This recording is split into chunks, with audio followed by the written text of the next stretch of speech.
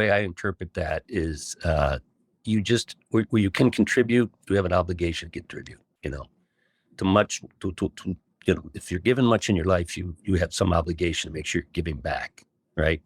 And as we know, selfish pride is the biggest sin, right? So we got to make sure that we're giving back and we're thinking of others first, not of ourselves first. And that's what I mean by you got to live in your community, not off your community. Welcome to Your Next Big Project is You, a podcast based around the theme of time. Time to be able to press pause on life. Time to reevaluate what's important. Time to reminisce about where you've come from, what you've learned, and what you've accomplished. Time to revisit your goals, dreams, and vision. And time to remember the people in your life. That's it, my friends. If you've got time, fasten your seatbelt and listen in as we discuss opportunities for the next 5 to 25 years of your life. And remember, your next big project is you.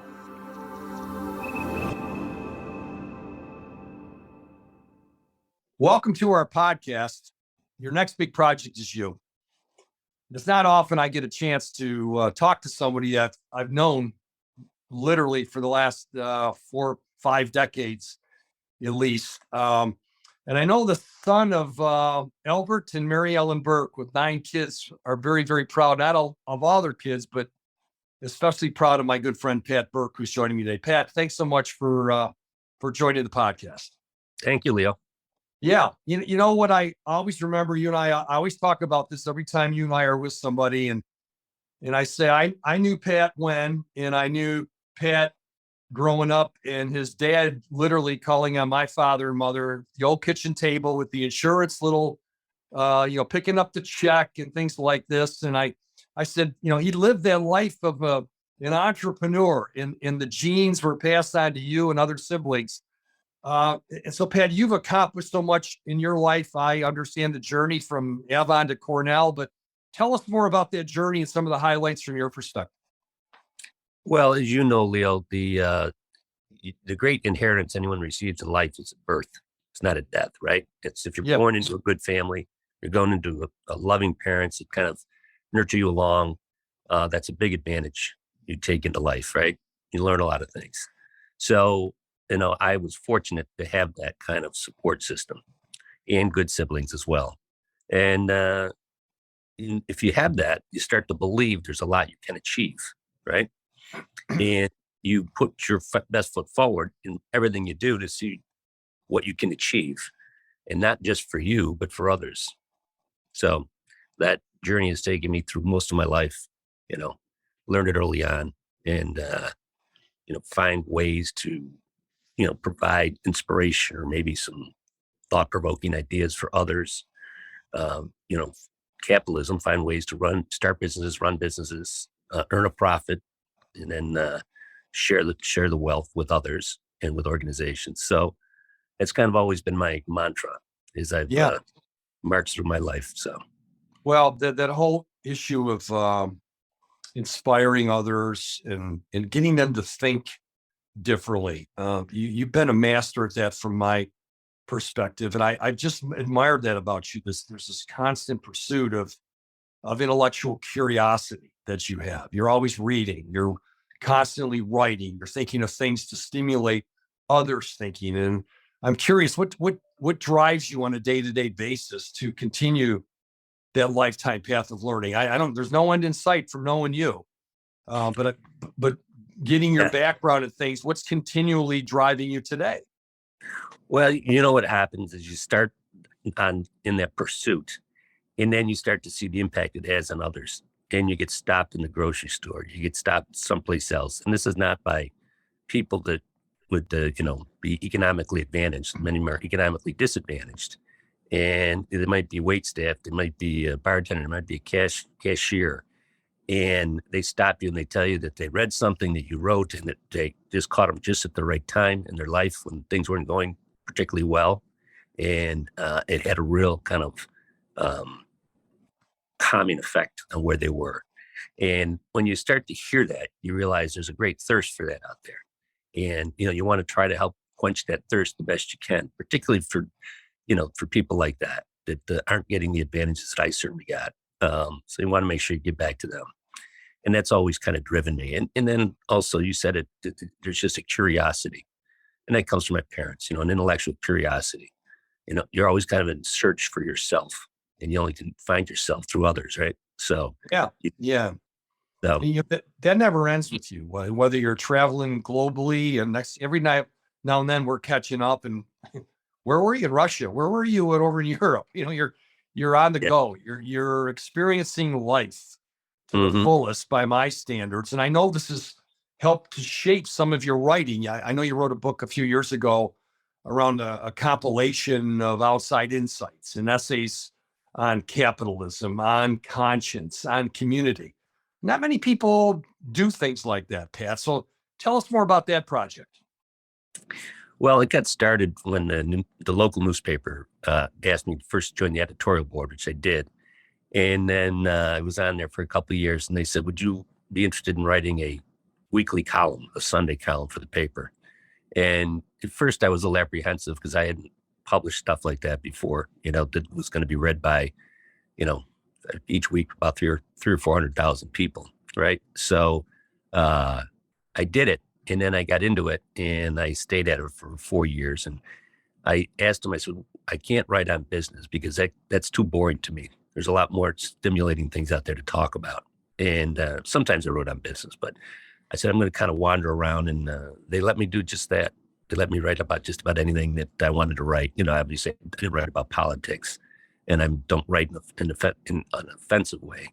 But I had a lot of thoughts that I wanted to get out. And after I'd done that, what actually stimulated me more than anything else, Leo, is it was a little pamphlet I did when my son graduated from Fordham. And I think you have a copy. You maybe have a copy. Yeah. Will do.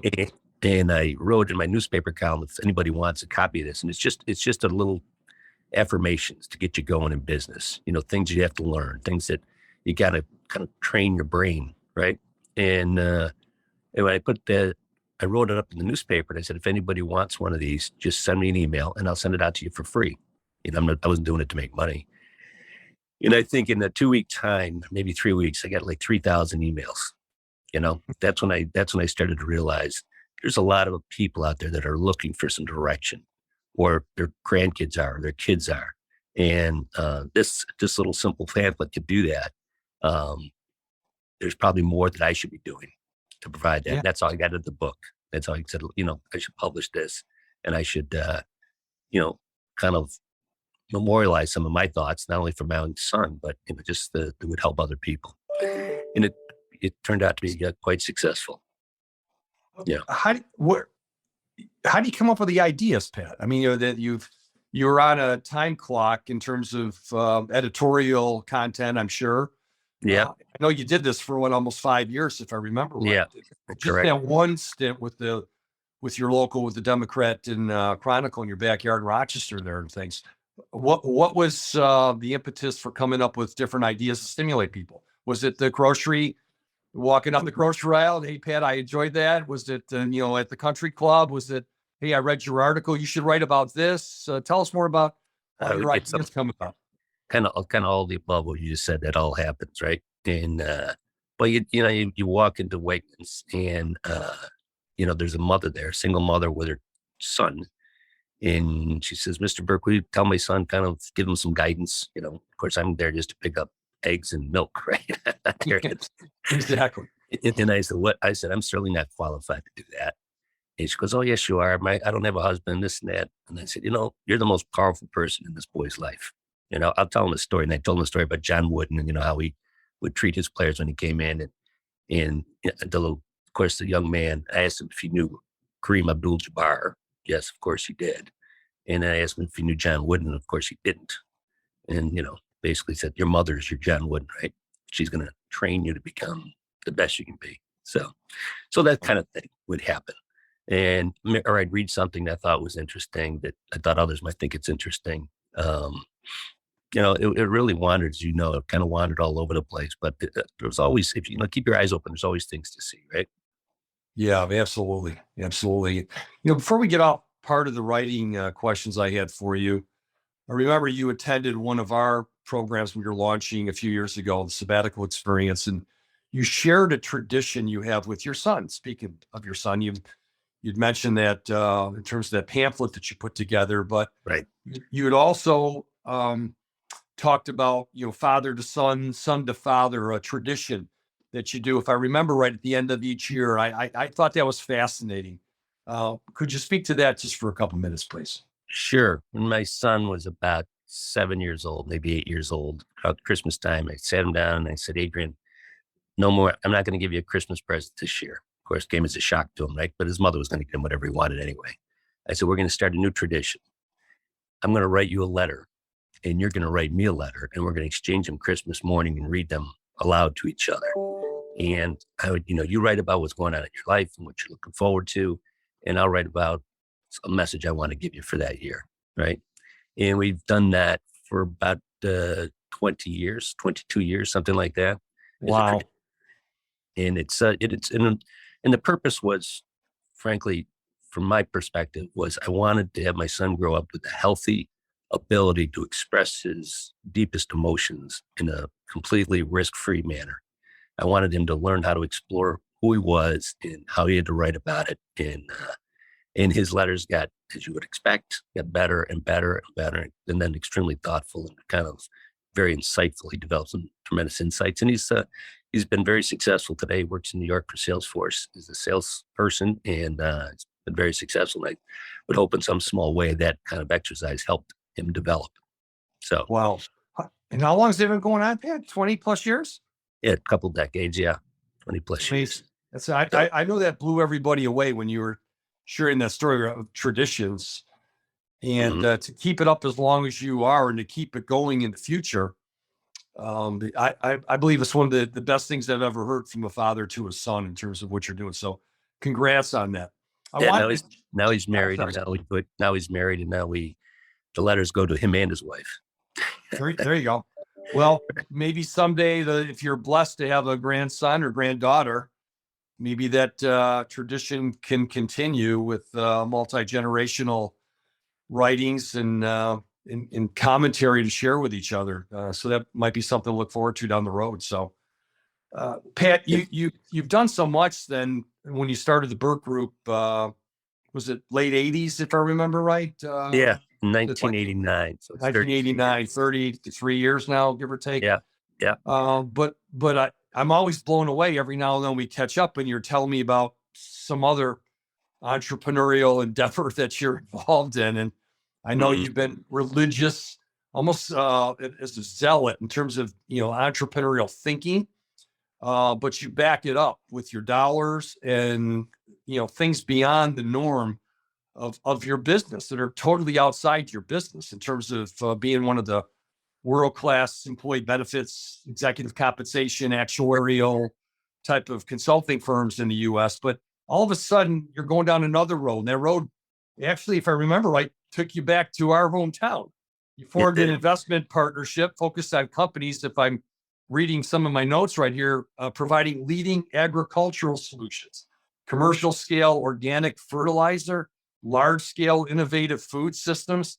How did this come about, the excitement regarding these investments? Because when I see you, I can feel that glow that you're working on something that's truly just inspiring you to figure something out to make even a bigger difference globally. Well, actually, some ideas, as you know, some ideas find you, you don't find them, right? And that idea found me through our friends at home in our hometown. And they came to me because they'd gotten this business started, but they were struggling with it. And they'd asked if I'd come in and bring some investor money in and straighten it out, which we did. And now it's the world's largest vermicomposting business in the world. We sell vermicompost, which is in a liquid form, which is an organic fertilizer, both domestically, and we sell it in Europe, and we sell it in Japan and in Korea. So it's now become a global company that we're building out with the idea of selling it someday. And it's really not only agriculturally oriented, but it really is environmentally oriented as well, because we're taking the single biggest issue with the dairy business, which is waste, solid waste, and going through a conversion process that then we can put it back into growing food, which is what we're doing. And it's been really an intriguing experience. It's big. It's 70 or 80,000 square feet we have under roof. So, but we've had people from all over the world come visit us because they've never seen anything this scale before.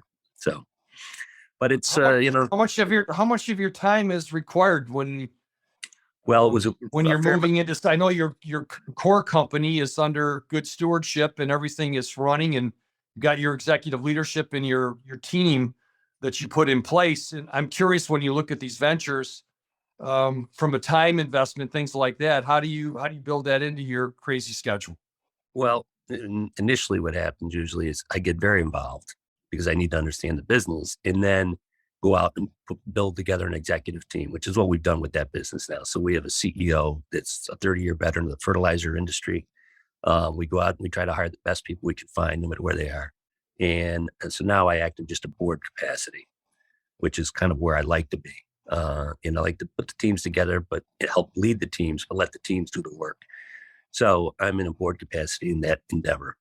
And in my own business area, I obviously keep an eye on things day to day, but we have as you referenced, we have a good team. So it's not like I need to be checking up on everybody, Yeah, exactly.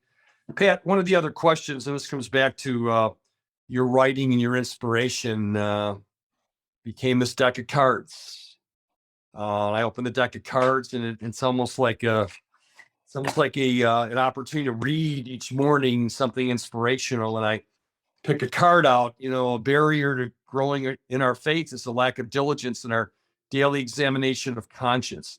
I mean, I'm feeling like my buddy has got some Socrates in him, or Aristotle. You're making me think each day with some of these provocative statements. Tell me and the folks listening about this, and maybe some folks might want to take advantage of reaching out to you to get a deck of these cards. Yeah, I'd be delighted to give them that. Those are ventures. Those are not where I'm trying to make any money doing it. What that came from, Leo, is I've been for about almost 20 years now. I go to an annual retreat. It's a men's Catholic retreat. And it's usually, not only are you kind of separating yourself from the secular world, you're pondering some of the bigger thoughts, some bigger ideas, and making notes. In early this spring, after my retreat, I was looking at all my notes for over the last 18 years or something. And I said, wouldn't it be a waste if when I should leave this world, that all this stuff just gets tossed out and isn't preserved? And I said, I should probably put my notes together, come up with a format that I can, put them down. And then if people, share them with others that might be interested. So that's what I did. I have a designer that works for our company here, and her and I put together the format and my writings, and then we went to town, and it's been a very big hit. Obviously, there's a spiritual thirst as well that people do have. I mean, there's no atheists in the world. People worship something. They always worship something, right? So you got to find out, is what I'm worshiping worth worshiping? And is it guiding me to a better place? Right. So, so that was good. So it's, yes, I'm all over the map. Yeah. But that's another good example, though. You remember when you were helping me and came to a program we were launching a few years ago. You were sitting in the room, and I remember, and you're always one that I wanted to really come to what I was doing, because I knew you're part of my kitchen cabinet, or my own little board of advisors, or I view you as one of my mentors. If I get Pat Burke a call, I bet you Pat's got an opinion, or he can get me thinking about this in a way I've thought about it. And there's a good example of this. The correct way of pronouncing this, Pat, is virtus. Virtus, yes. Virtus, Latin word, right? Latin word for interior strength. Yeah.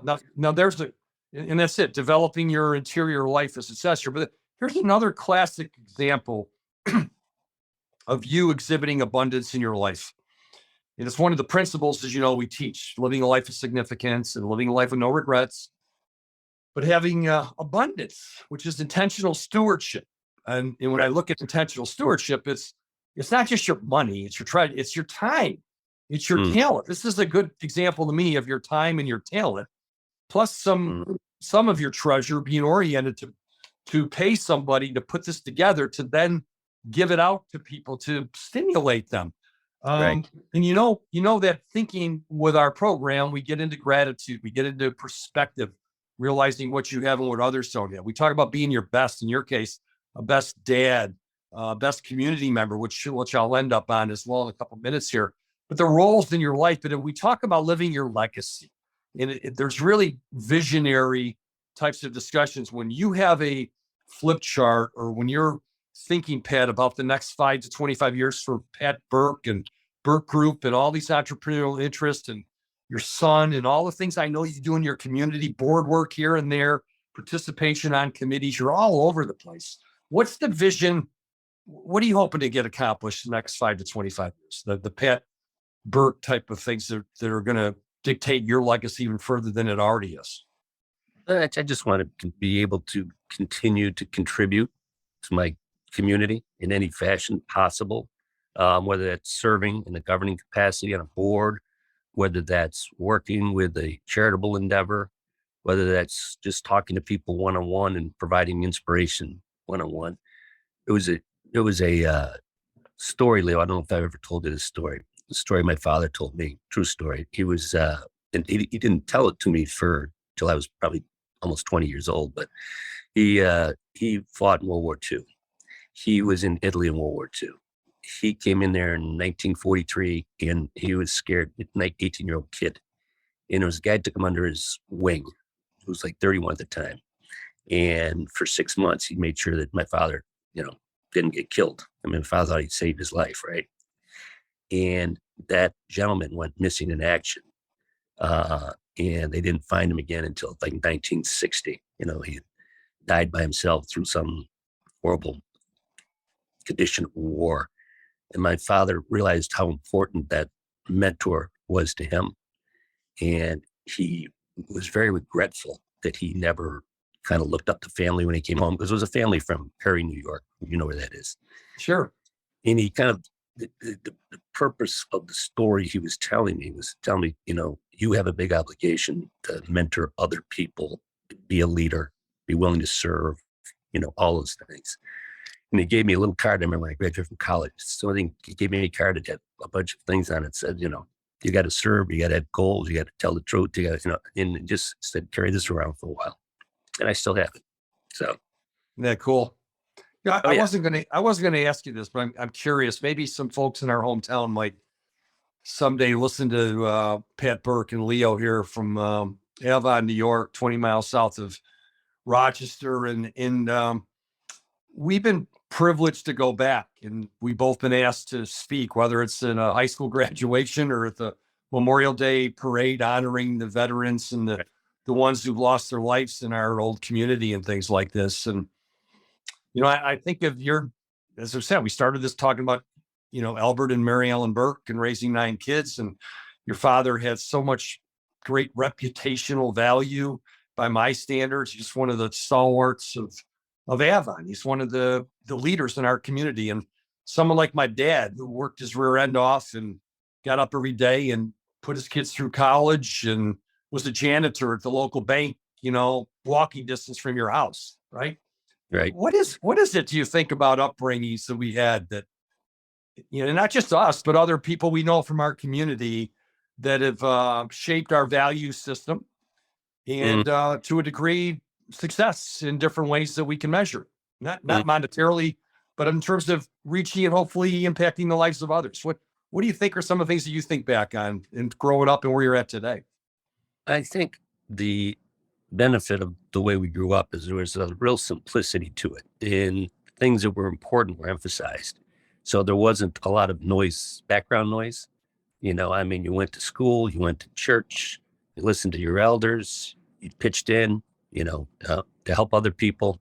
You saw that. I remember people coming into our kitchen that couldn't read. They'd bring their mail in. My mother would read their mail to them. And you see that, you observe that, and you realize, there's something bigger going on here. So, yeah. And sometimes in bigger suburban settings where there's more wealth and more opportunity, the fundamentals can sometimes be blurred, right? Yeah. Yeah, no, you said it well there. People just, it's the type of place where you grew up where you didn't worry about locking your door, Right. Right. right? You can kind of leave and say, hey, I'm going to be gone. I'm going into the city, as we used to say, right? Right. Right. Back then. And you wouldn't worry about locking the door. You know, I mean, I'll be home in a couple hours or whatever it was. You know, Mhm. so let's end on that note. You know, we were just talking about the community we grew up on, but I know it's part of your creed and your life. And I'm just going to make sure I'm reading it right. It's important to live in your community, as you say, not off your community. Let's just give some final words around that, Pat, since we've been talking about giving back, you know, through stewardship and time, treasure, talent, all those things, and how we grew up. And tell us more how that creed hits your heart. Well, I think the way I interpret that is you just where you can contribute, you have an obligation to contribute. You know, to much to you know, if you're given much in your life, you have some obligation to make sure you're giving back, right? And as we know, selfish pride is the biggest sin, right? So we got to make sure that we're giving back and we're thinking of others first, not of ourselves first. And that's what I mean by you got to live in your community, not off your community. Yeah. Yeah. And you said perfectly. And I believe Yeah. you mentioned, did you mention John Wooden earlier in our Yeah. podcast here today? You can see the picture over here. They John Wooden, right? the pyramid. Yep, His whole pyramid of success. Yes. It's all, you know, his definition that it's the pursuit of doing what you can, of becoming the very best you're capable of becoming. Yeah. Right. And I know it's shaped my life, but it's beyond that. It's helping others to be the very best that they're capable of becoming. By my standards, you do that. And knowing you as a friend, as long as I have, you're one of those guys that lives all those principles on that pyramid behind me here. And you're impacting, making a difference in your community and the lives of others in your pursuit of being your very best. So I thank you for your friendship, your mentorship. You continue to inspire me.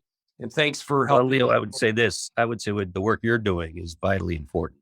You know, I think you are making people examine who they are and who they want to be in helping them move beyond success to significance, which I think if somebody can do that, they've accomplished quite a bit, you know? Yeah. Well, hey, listen, Pat, thanks for your time today. Much appreciated. We'll stay close. Thank you. Thanks, Leo. Thank you, buddy. Bye.